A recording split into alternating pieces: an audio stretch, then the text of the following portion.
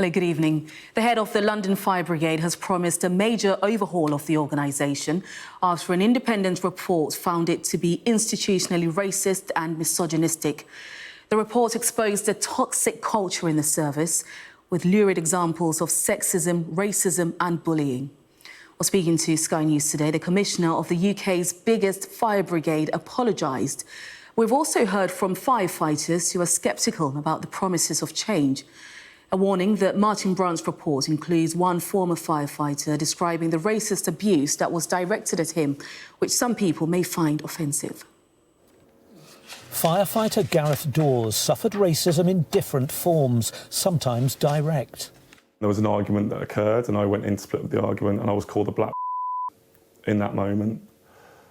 By a colleague? By a colleague, a serving colleague from a different watch.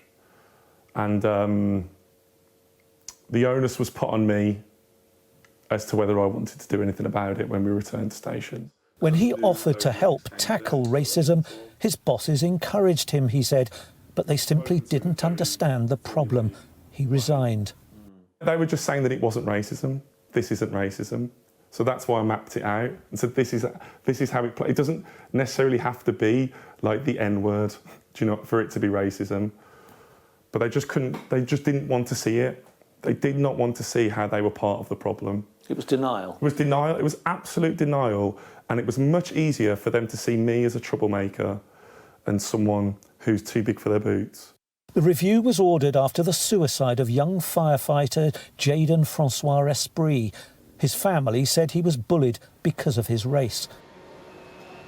The review of the brigade's culture condemned it for racism and misogyny. Women firefighters told investigators of being sexually taunted and receiving video calls of men exposing their genitalia, getting punched, slapped and groped, and having uniforms urinated on. One said, "The threshold for bullying is so high, you would have to gouge someone's eyes out to get sacked. Everything else is seen as banter."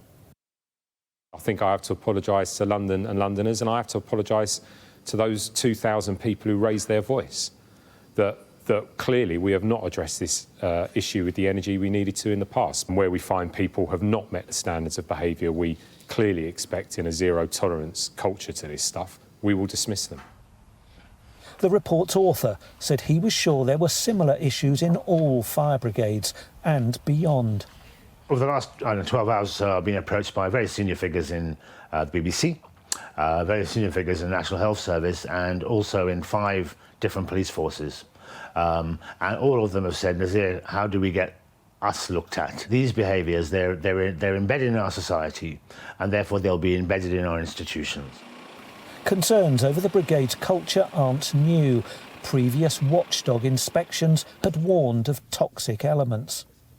London's Mayor Sadiq Khan said the details of the report were abhorrent, but he was confident reform would happen. The Fire Brigade's union said it was sceptical that senior officers could change their own behaviour.